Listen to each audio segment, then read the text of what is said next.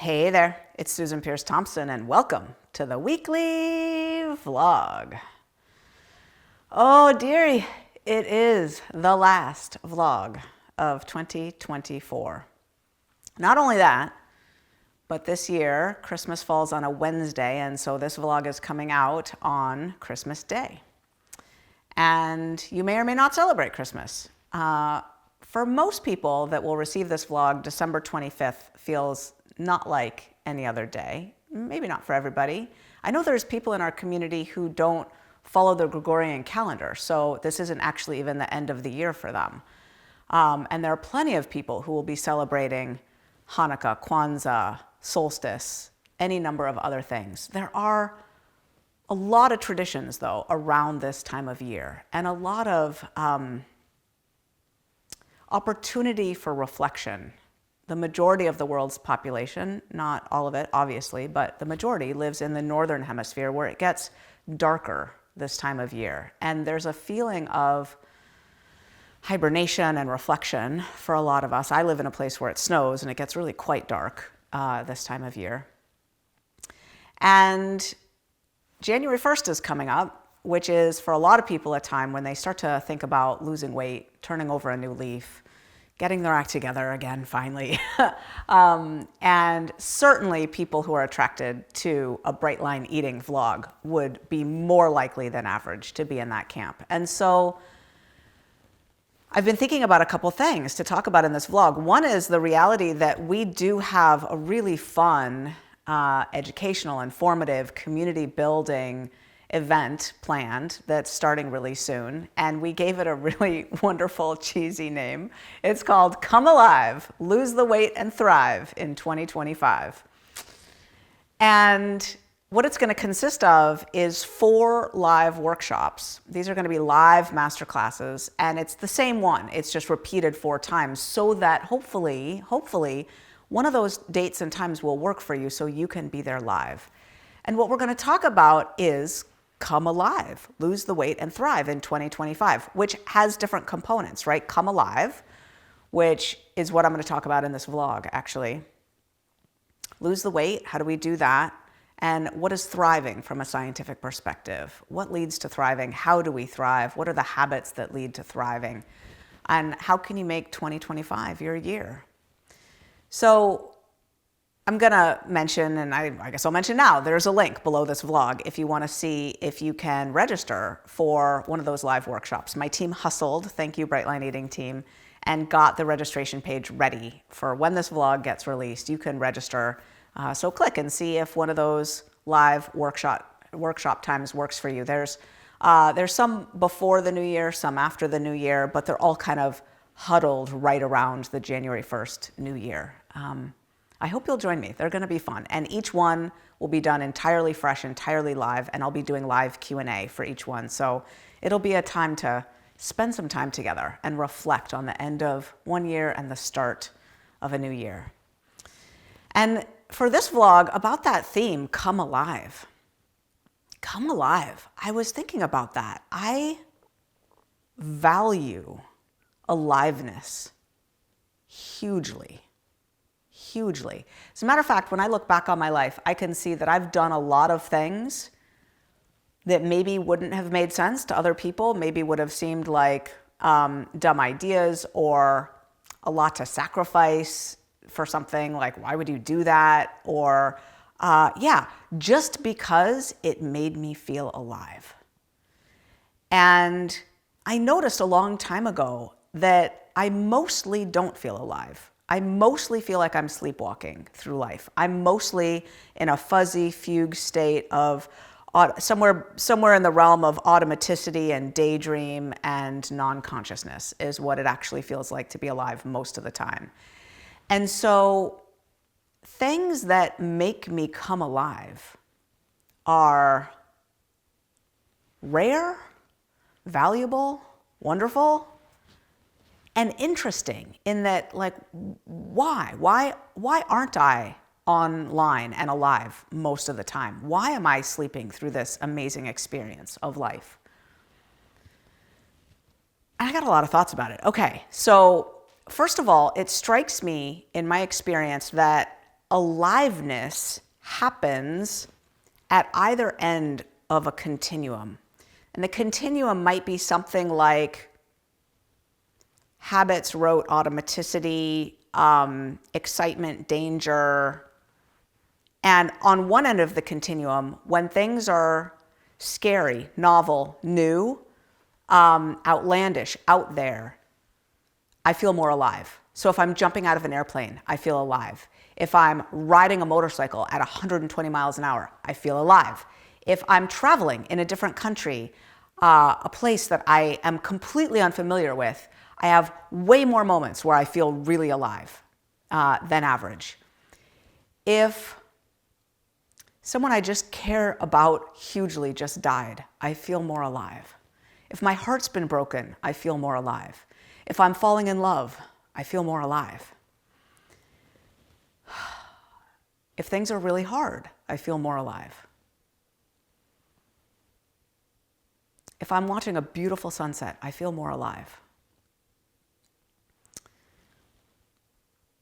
On the other end of the continuum are these moments of stillness and absolute nondescript emptiness. Maybe I'm meditating. Maybe it's just a regular Tuesday afternoon and I'm getting in the car and driving to get groceries. And if I'm peaceful and centered, an aliveness can be born in that moment that is soft and rounded, empty and full all at the same time.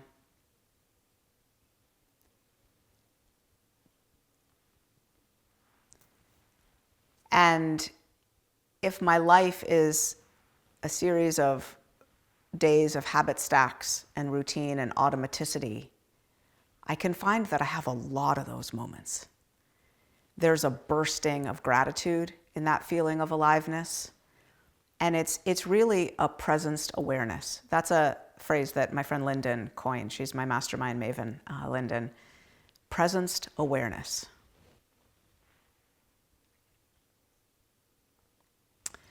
And so I find it really interesting that aliveness can exist in these two completely polar opposite states, right? Of wild chaos and utter stillness.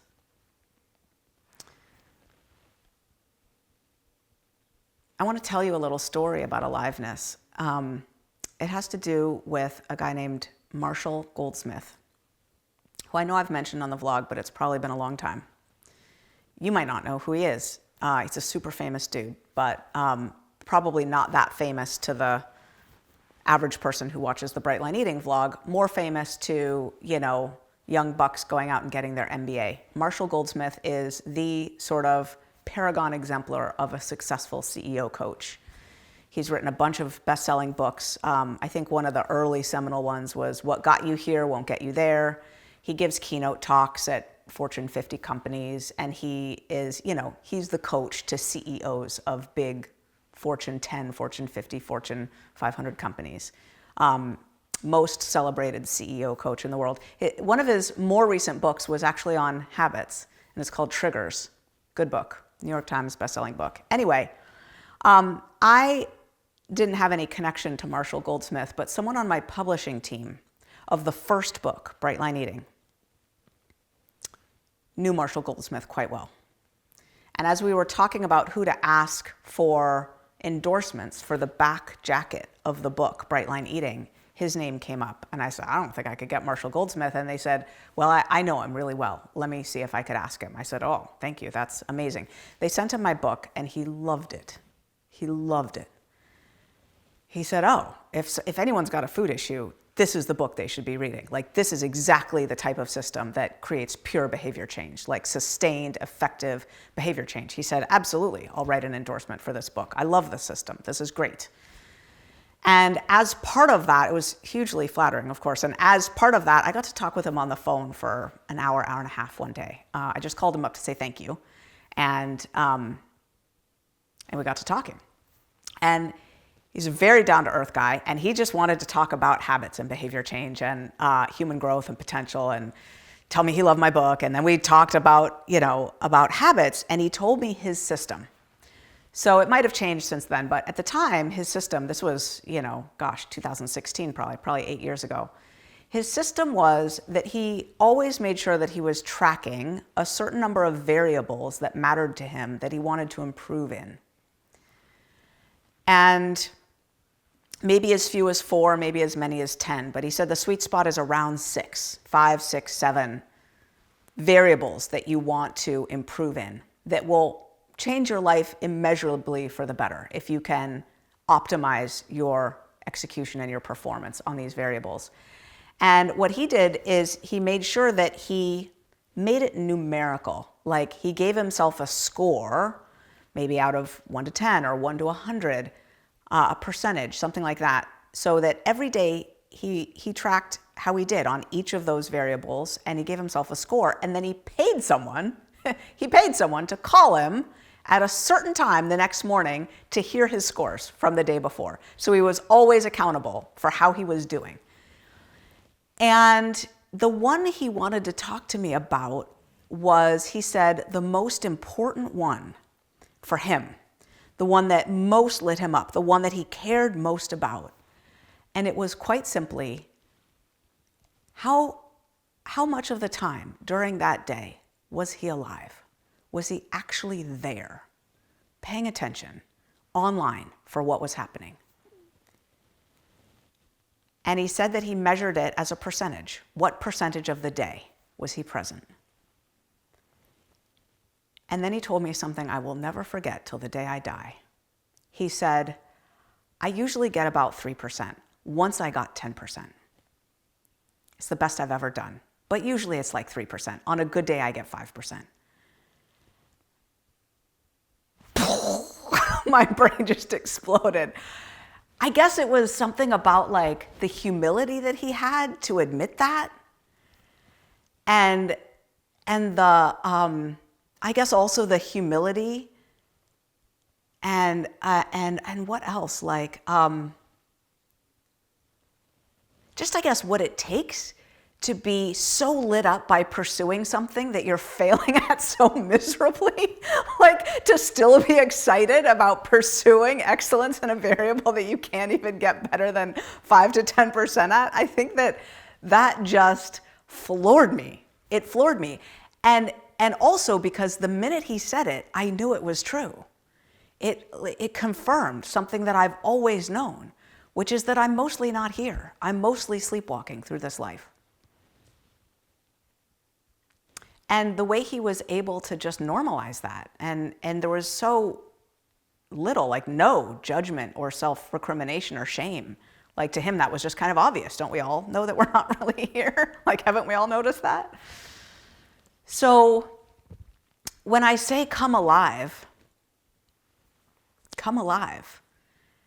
it's I guess an acknowledgement that aliveness is a very precious commodity. We don't get very much of it in our life.